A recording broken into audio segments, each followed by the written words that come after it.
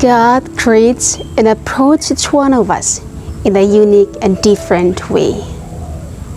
Knowing the story of each sister's calling will help us to realize, appreciate, and further to strengthen our faith and belief that we are all called by God as a family to share our charism and missions.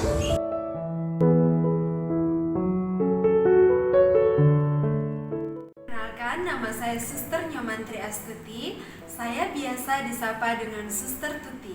Saya berasal dari Kendari, Sulawesi Tenggara, Indonesia. Dan sekarang saya juga sedang berkarya di Kendari, Sulawesi Tenggara. Dan inilah kisah panggilan saya.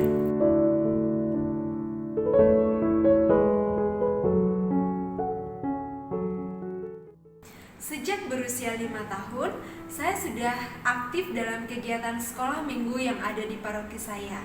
Kemudian suatu ketika, saya sempat melihat sosok seorang suster yang datang berkunjung ke paroki saya.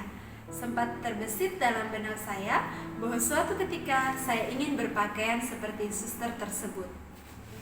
Dengan berjalannya waktu, saya terus aktif dalam kegiatan putra-putri altar dan juga kegiatan orang muda.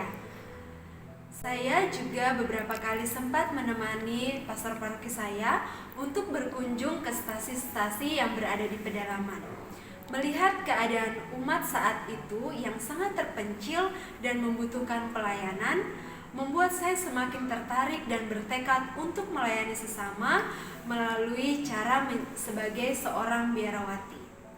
Setelah kejadian tersebut, saya mulai mencari informasi mengenai hidup membiara melalui akun Facebook yang saya miliki.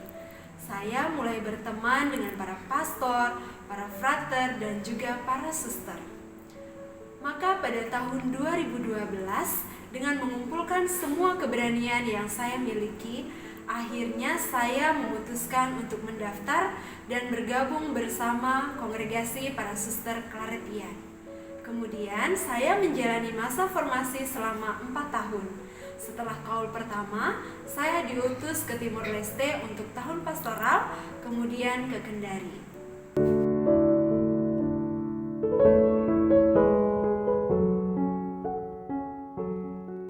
Selain sebagai seorang mahasiswa, saya juga membantu dalam misi komunitas di rumah retret. Rumah retret ini diberi nama Rumah Pikat, yaitu Pusat Pengembangan Iman Katolik. Kemudian saya juga berpartisipasi dalam kegiatan pastoral yang ada di paroki, seperti pelayanan bersama anak-anak sekolah minggu, memberi komuni pada orang sakit, dan juga pendampingan tim lektor.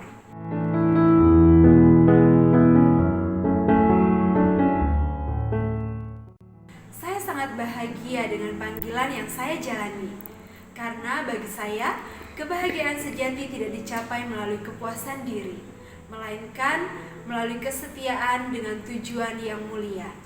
Dari semuanya, saya sangat bersyukur kepada Tuhan atas panggilan yang dianugerahkan kepada saya. Setiap hari Tuhan memanggil saya dengan caranya yang istimewa.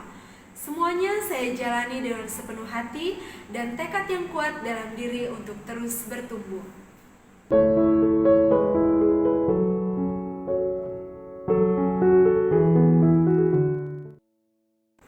Tantangan dalam bermisi pasti selalu ada, namun tidak menyurutkan semangat yang ada dalam diri saya.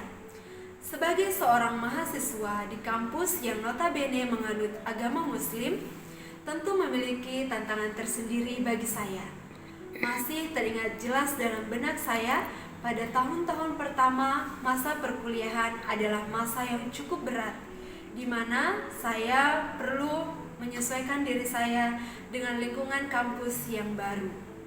Teringat juga bagaimana cara mereka memperhatikan pakaian saya, memperhatikan cara saya berbicara, dan juga cara saya berrelasi. Bahkan ada beberapa dari mereka yang enggan untuk mendekat karena penampilan saya yang berbeda dengan mereka.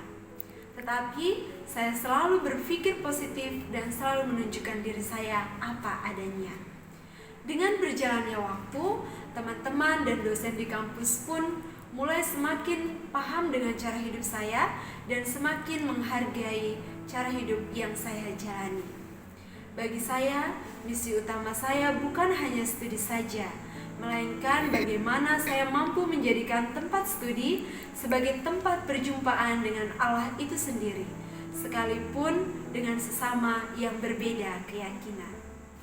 Satu kutipan kitab suci yang selalu memotivasi panggilan saya, yaitu setiap orang yang siap membajak tetapi menoleh ke belakang tidak layak untuk kerajaan Allah.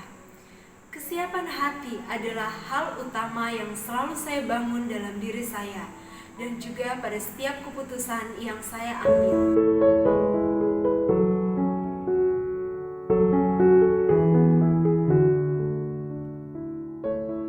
Harapan saya ke depannya untuk misi kita, yaitu semoga misi kita bukan hanya sekedar sebuah tempat, melainkan sebuah wadah yang mampu merangkul setiap orang dari berbagai lapisan masyarakat, sehingga mereka pun dapat mengalami kehadiran Allah yang nyata dan konkret dalam setiap pelayanan yang kita lakukan.